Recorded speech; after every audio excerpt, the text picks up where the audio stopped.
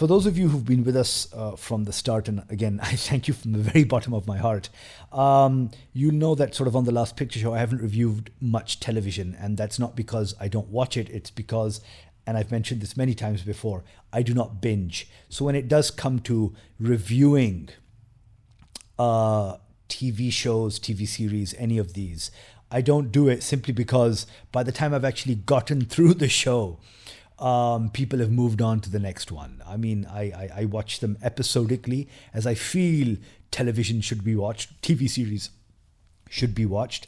But despite that, I feel that I'm still well positioned to do, and I think it should pop up like here, boom, boom, boom, the best television of 2025.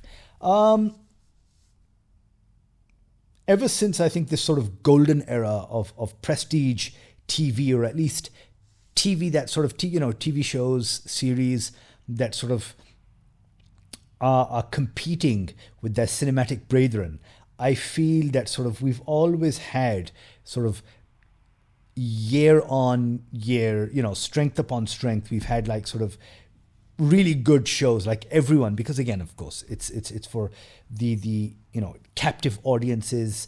In this case, it's not sort of butts in cinema seats. In this case, it's sort of eyeballs on whatever sort of device you wish to watch your favorite series. So that's why I think, at least more so than the film industry, TV strives to always, one up the other. I mean, sort of, they're always out. One platform or production house or whatever is always trying to best the other. And sort of, we, of course, are the better for it. Because and then, of course, the sheer variety of it. Because the thing is that, you have your fall releases, you have your spring releases, summer, and all of that stuff. So any given year, you have at least 100 shows, releasing, and you get to go through them. So I'll be doing this best of in a manner in which I'll be talking about sort of new series and then returning series. And I think that I'm going to sort of, I'm going to split it up that way. I mean, because there are going to be a couple on this list that are indeed the very, very best of the year, but they are returning shows. You may know what I'm talking about, but we'll get to that in a second. As for, new shows, don't worry, I already have the list ready. I just thought I'd sort of...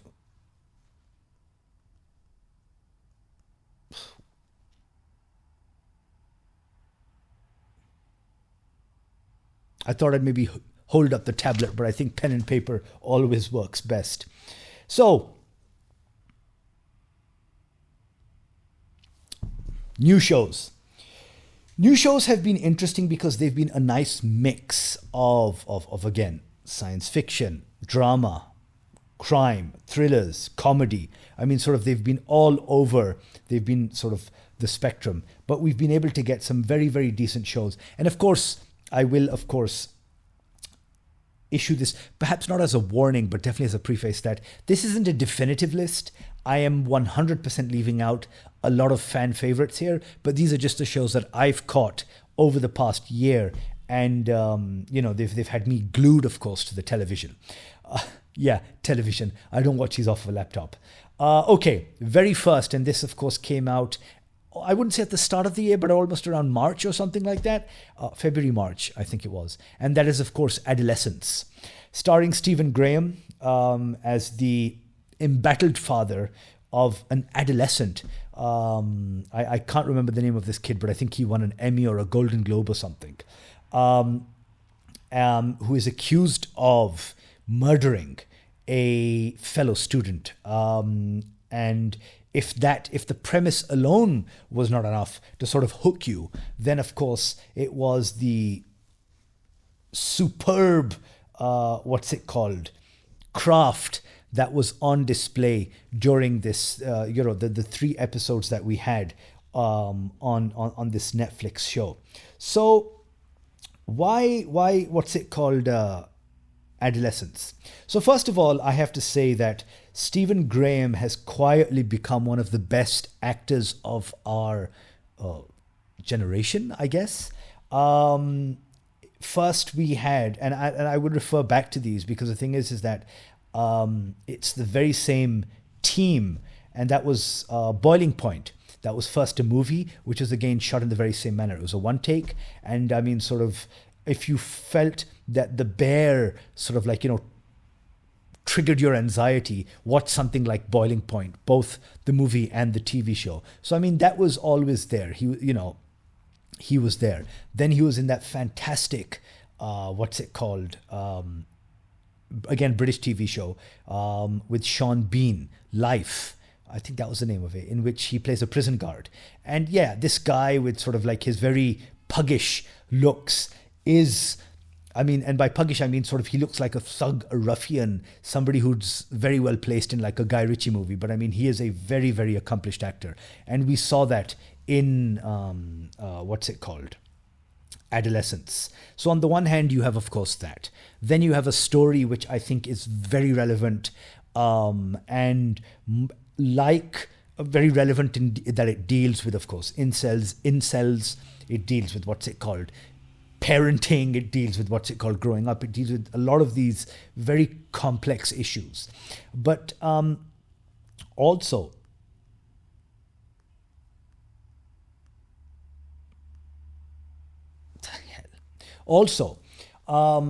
we get to see how, and again, I mean, like, ever since, what's it called?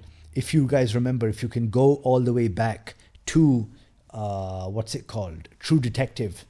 I think it was the 4th or 5th episode, directed by Cary Joji Fukunaga, in which you had that oneer, which was again brilliantly done. I mean, sort of, there's ever been this quest to like, sort of just have, and not to say that it's not something that we've seen in cinema or TV before, but again, I mean, everyone remembers that as this watershed moment. So I mean, going and sort of making entire episodes as oneers is and the way these guys did it, really, really good. So I mean, it's no doubt that sort of like,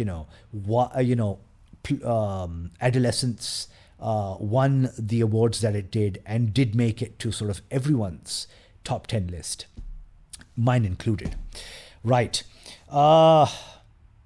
Sticking to, of course, we have 2 more Netflix shows on this. And you'll wonder why I'm adding this to the list, but let me ask you this. When was the last time you saw a comedy about Inuits, about sort of an Inuit community in the far norths of our planet? Never, right? North of North. That is this movie. That is this TV show, which was Netflix. Now, yes, I mean, sort of like, it's a rom-com, it's a rom-com thing. It's like, it's just a sitcom-ish. Well, no, I mean, slightly more elevated than a sitcom, but I mean, sort of, it is just, it's your average rom-com. But I'm saying the actual setting of it. I mean, when we saw Reservation Dogs, right? No one would have thought that, you could get such a fine show about, what's it called? Native Americans on a reservation. And sort of this, while it doesn't have that same sort of wit or sort of intellect to it, still is entirely unique in its proposition, in giving us a show that, again, you're never, I mean, I don't think not many humans actually get to experience that sort of culture or that sort of way of life. And for that alone, I feel that North of North is something that, and there's a second season coming, is worthy of being on this list. So, check it out. The other one, of course, again from Netflix, is Department Q. It's Scandinavian noir, but adapted to a place that I think is very similar sort of in its broodiness, and that is, of course, Edinburgh. And in it's a cold case squad, and an interesting cold case squad because it has Matthew Good as the troubled, aren't they all, detective, along with a Syrian refugee, now turned and former perhaps Assad enforcer, I'm not sure. And it's these guys solving cold. In this case, it's cold case. One in particular in Edinburgh. Now, ever since Ian Rankin's Rebus, originally with Ken Stott, and then they brought it back again with that other guy. Edinburgh's been like, Scottish noir. It's been like, sort of the seat, like Arthur's seat. I'm forgetting Arthur's throne. The place in Edinburgh. It has become the place for Scottish noir, and I think that sort of this is a very good successor to that sort of tradition. It's well acted. It has a very good mystery, sort of like underlying the entire thing. It's shot well. Interesting characters, very well acted. I don't see any other potential like rival or contender to it when it comes to crime or mystery thriller for 2025. So yeah, definitely gets my thumbs up. As I was just speaking of North, I should have followed it up with this one, but then of course we had to stick to the Netflix releases, and that is of course The Lowdown. FX's The Lowdown, starring Ethan Hawke, by Sterling Harjo, of Reservation Dogs fame. First of all, Ethan Hawke. If you remember, what was it? The Good Lord Bird, if that was the name of the show, the one that he did about that abolitionist, Henry Brown? I'm forgetting. That this guy, of course, we've always known he's had acting chops, but we always knew. But sort of in working in television, he was amazing in that show. And he brings down, maybe perhaps 50% of that intensity, but he brings it to this show as a sort of bookshop owner / investigative journalist in Oklahoma, as he sort of digs into the past of this known family, but then also sort of like, it digs into Oklahoma's history, Native Americans, African Americans, the city, and just, it's this really, much like, for example, a show like Detroiters, which I absolutely loved, Southside. This show is very hyper local, but it's so. Despite that, you may not catch a couple of the references, you may not know. People and places and stuff like that. It's still very welcoming, and you're able to sort of get into, these people, this city, its culture. You're able to do that, and that's what I really like about it. The underlying, of course, plot is there, of course. I'm not sort of denigrating that, but I think it's all of these other things, and of course Ethan Hawke himself, that really, really brings the show to life. And sort of, while not in the same vein as Department Q, it's still a really good sort of comedy mystery type show that, again, makes it to my list. Absolutely. The next one, because we are talking about comedy mystery type shows, is something that I find hard to categorize. But that's what you get from, I was going to say a comedian like Tim Robbins, but he's so much more now. And I even referenced one of his shows, Detroiters. The show in case, of course, is The Chair Company. I don't know how to describe this show. I don't know how to... At times, I feel like it's a fever dream. At times, I feel that this is Tim Robbins' subconscious come to life. Because if you remember that Netflix show that he did, his skits, which were, I wouldn't even say they were overtly funny, because some of them were just so wild and out there and perhaps so unique to this person that I really, again, couldn't put my finger on what this guy is trying to do. But he does it so well. And the chair company is exactly that. Again, this is about sort of an executive, I think, working at this architecture firm, contractors. And on a very special day of his, he has this pratfall. And that leads him to sort of down the rabbit hole, to sort of trying to find out how this chair company potentially sabotaged his moment.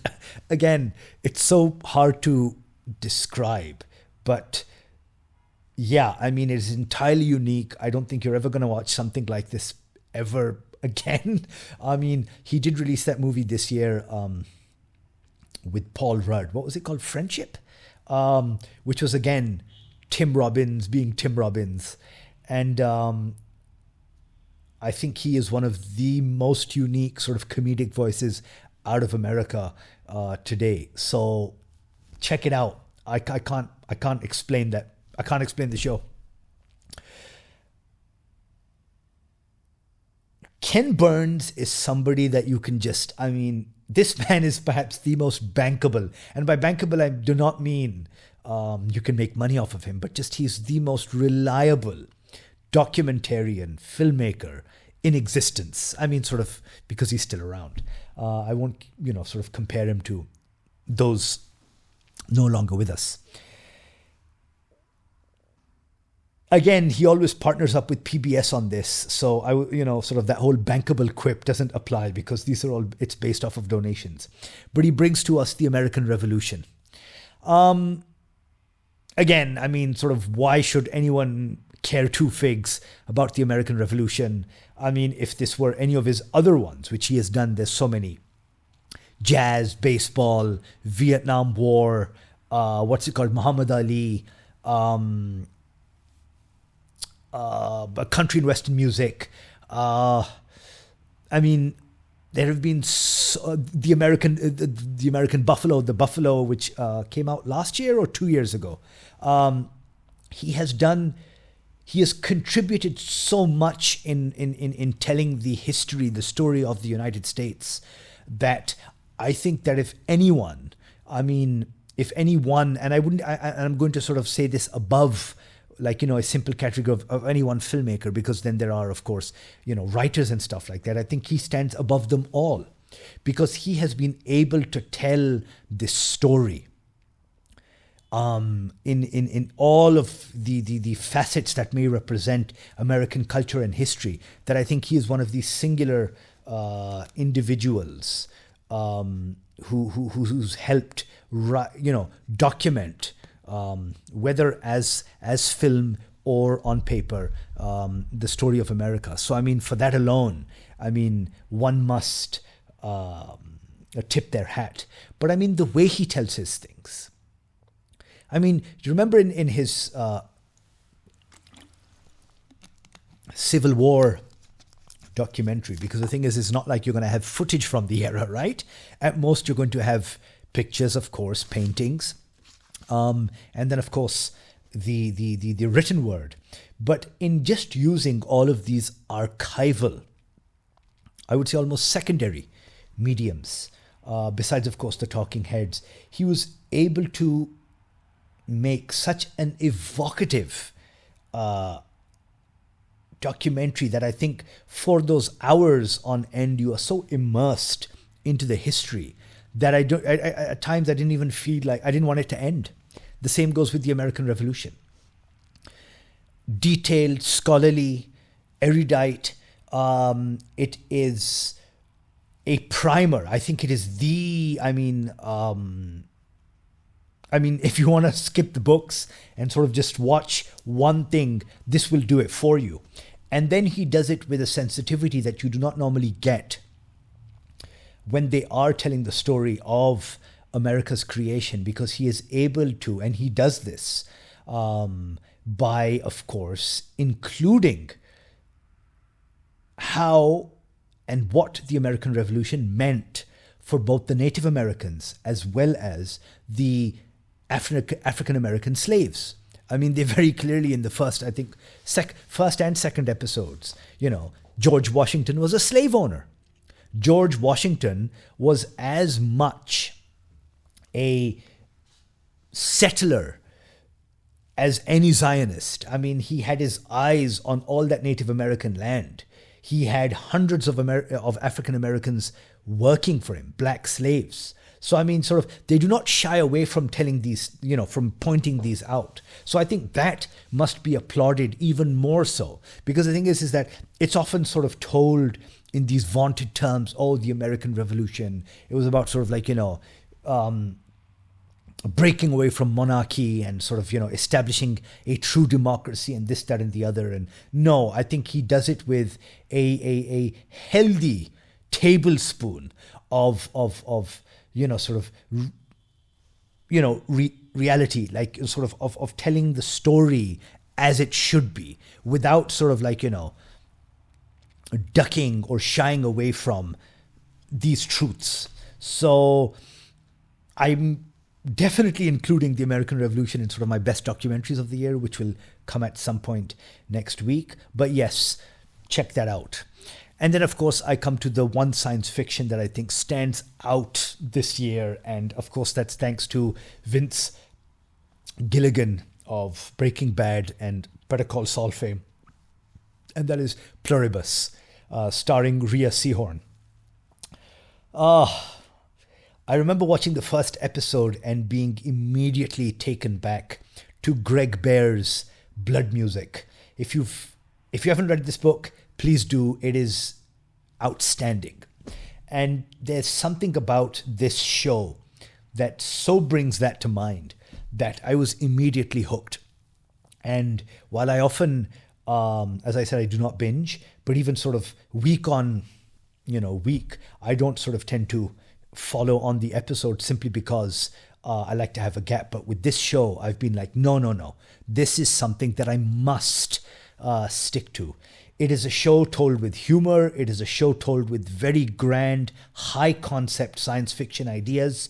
And Rhea Seehorn as the protagonist, much like she was, much like her character, not much like her character there. I'm meant to say that her acting in that. She's a very fine actress, and Pluribus is just, I mean, it's a wow kind of show, and I think that I've always wanted that from science fiction, which, you wanted to get from something like the three-body problem, but you didn't. So with something like Pluribus, if you haven't watched it, please, check it out. And now, of course, we return to, at least those were all of my new shows, the new shows that I liked. But for me, the best of the best are two returning shows. And by returning shows, I mean shows now in their second or third seasons.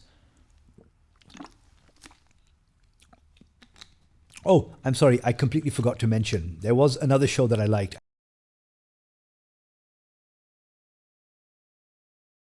I think this wouldn't be, I guess, my best show of the, like one of the best, but it's definitely an honorable mention. And seeing as how I just spoke about the American Revolution, I must mention Death by Lightning, another Netflix show starring Michael Shannon and, that British actor, and a lot of these other guys, Shea Wiggum and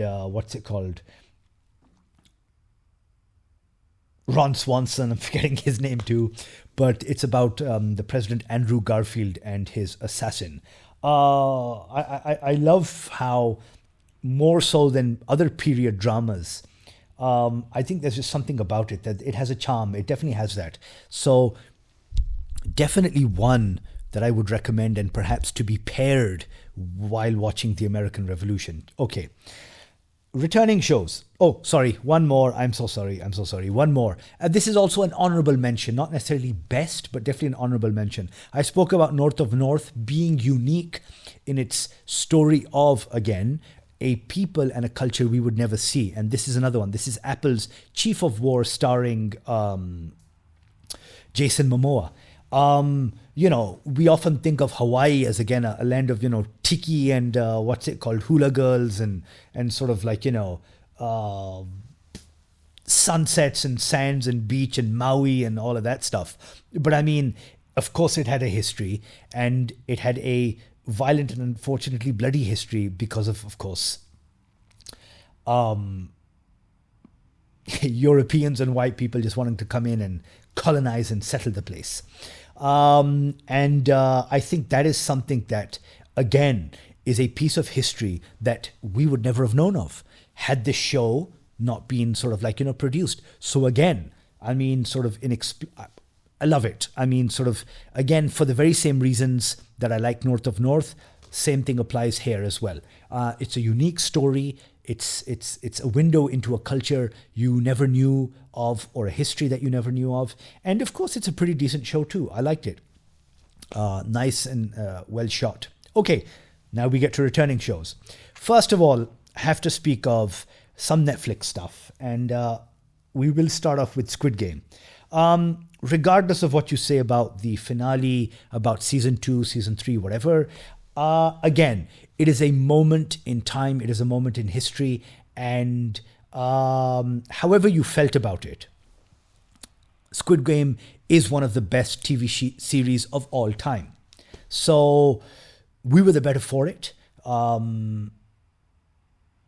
think maybe we can do at some point or the other a sort of a retrospective on the seasons and whether or not season 2 or 3. I think they, of course, did live up to season 1. But again, I think that's a discussion for another time. So Squid Game, definitely. Mo Amer's, what's it called? TV show over on, series over on Netflix. Again, the Palestinian American experience. That is it in a nutshell, right? And in weaving in the events of 7th October and sort of course, something, because again, this was a show made after or maybe during that time, in able to sort of comment on that, but then also, of course, speak about refugees in America, about sort of being torn between one culture and another. I think Mo is just, yeah, I mean, he did a great job, more so than I think Rami Youssef ever did on his show. So I really liked it. Another one, which I absolutely loved, and this is, I'm so surprised why at least Western media hasn't picked up more on this show. It's a reality show, of course, Korean. And it started off, of course, as Physical 100, Physical 101, season 1, and then season 2. And then this year they upped the ante completely and they did Physical Asia, in which they got several teams from around sort of Asia, Australasia, all of that stuff. And they had them compete in these grueling physical challenges. I mean, this is the promise of what's it called? Reality TV, where, sort of it's not Housewives of whatever New Jersey or anything like that, or the Kardashians. This is just a show in which you have athletes performing at their peak, and it's just, for the 10 episodes or so that it had, absolutely loved every minute of it. And for those of you with a Netflix subscription, if you haven't seen the first 2 seasons or even the third, please check it out. In addition to this, check out a similar Japanese show which was done by Netflix called Final Draft. Also really, really well done. Very similar to Physical 100. And again, another exemplar of the medium. We then come to one of my favorite, and this is, I absolutely love this show. It's an Irish show. It's about cops in Northern Ireland. It's called Blue Lights. It returned for its 3rd season. Yes, 3rd season. And, I'm not saying that sort of British or sort of like, shows that are produced sort of like, from the British Isles tend to be better than a lot of American ones. But I mean, this, as a cop show, if you're really into that stuff, if you're really into like sort of procedurals, something along the lines of NYPD Blue, it's just a really good show. And yeah, I mean, sort of, please check it out. And the reason why I'm sort of trimming these encomiums is to speak about two of my, I think, that stand as the best in television for 2025. The first is Andor, and the second is The Rehearsal. Andor. We all knew when Rogue One came out that aside from, of course, the original trilogy, Rogue One was the best Star Wars film that we were going to see or had seen until that point. Tony Gilroy and Gareth Evans were able to create a fantastic movie that, using the mythos of Star Wars, created a movie about sort of rebels and resistance and fascism and all of that stuff. And good on Disney after sort of like, these abysmal sort of forays into both shows. I mean, what the hell was Boba Fett? And what's it called? Movies, the new trilogy. I mean, they had the sense to say, you know what? Let Tony Gilroy come back, a supremely talented man, and let him continue the story of Andor. At least not continue, because we know what happens at the end of Rogue One, but at least tell his backstory. Andor Season 1, fantastic television. Because again, as I said, it took concepts of resistance, fascism, totalitarianism, cloak and dagger, all of these things, and was able to set it in a galaxy far, far away and just make something that is, I mean, it goes beyond the medium itself. Forget that it was television, forget that it was not a movie. It just serves as this document of such fine, I was going to say filmmaking, but in this case, sort of TV making, or at least just making itself like creation that, I mean, again, it'll stand the test of time as one of the best TV series of all time. And again, season 2 does just as much and more so with its finale and all of these things. And I feel that now that they've set this sort of gold standard in the Star Wars universe, how can we ever come down off from this high with all of these other movies that they have planned? For example, coming up, The Mandalorian, Grogu and stuff like that. I mean, once you've had T-bone or filet mignon, how can you sort of have, chuck or anything like that? We then come to a show which, very much like The Chair Company, which is very hard to categorize, very hard to describe, but it is Nathan Fielder's The Rehearsal.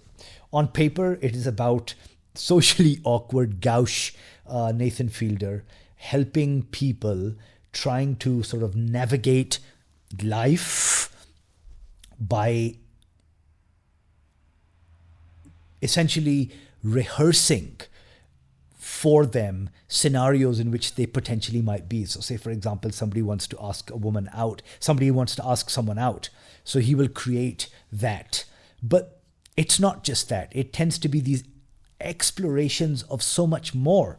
I mean, last season we got something that was so heartbreaking, in that on the one hand, he is trying to recreate, because again, he wants to be a parent or something like that. So he's trying to live through all of those stages of a child's life.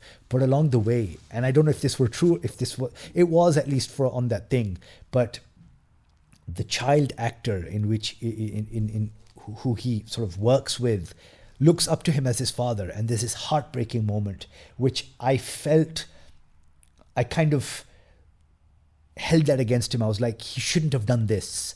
But again, I don't know what the backstory is. I don't know what went on behind the scenes.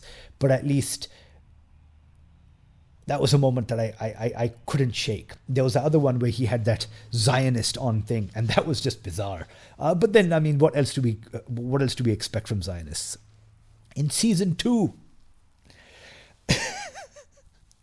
here's a man who at least wants to attempt to understand why